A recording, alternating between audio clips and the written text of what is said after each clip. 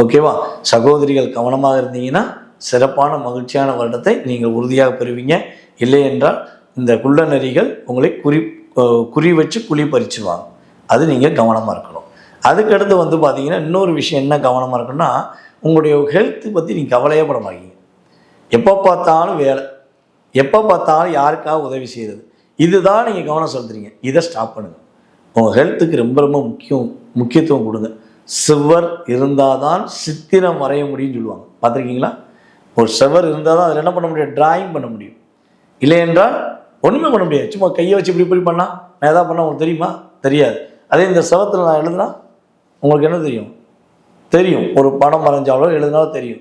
அதே மாதிரி தான் நீங்கள் ரொம்ப ரொம்ப உங்கள் வீட்டுக்கு முக்கியம், நீங்கள் உங்களுக்கு முக்கியம், உங்களுடைய குழந்தைகளுக்கு முக்கியம், உங்களுடைய எதிர்காலம் இந்த நாட்டுக்கு முக்கியம். அதனால் இதில் உடல் ஆரோக்கியத்தில் ஏதாவது சின்ன சின்ன பிரச்சனை வந்தால் சகோதர சகோதரிகள் கவனம் செலுத்துங்க. உங்களுக்கு பிடிச்ச, அதாவது உங்கள் மனதார ஏற்றுக்கொள்ளக்கூடிய ஒரு நல்ல டாக்டரை பார்த்து நீங்கள் ட்ரீட்மெண்ட் எடுத்துக்கோங்க.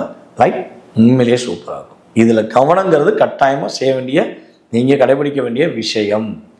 சரி, இந்த 2026 என்ன வழிபாடு செஞ்சால் ஏற்றம் உண்டு, மாற்றம் உண்டு, மகிழ்ச்சியான சூழ்நிலை எப்பொழுதுமே நினைச்சிருக்கும் அப்படின்னு ஒரு கேள்வி வைப்பீங்கள்ல. நம்முடைய ரிஷபராசி அன்பர்கள் இந்த 2026 மகாலட்சுமியை கைப்பற்றி கொள்ள வேண்டும். போய் நில்லுங்க, மகாலட்சுமி தாயார்கிட்ட போய் நில்லுங்க.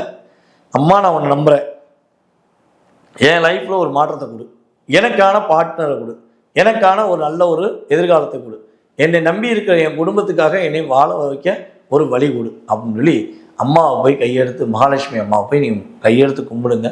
முடிஞ்சால் உங்களுடைய வீட்டில் வெள்ளிக்கிழமை சுக்கர ஓரையில் நைட்டு 8 to 9 நல்லெண்ணெய் தீபம் போட்டு ஒரு சின்னதாக ஒரு ஸ்வீட், உங்களுக்கு பிடிச்ச மாதிரி ஒரு ஸ்வீட்டை வச்சு மனசார கும்பிடுங்க. உங்களுடைய மனம் போல், உங்களுடைய எண்ணம் போல் வாழ்க்கையும் மிகப்பெரிய பிரகாசமாக இருக்கும் என்பதை கூறிக்கொள்கிறேன்.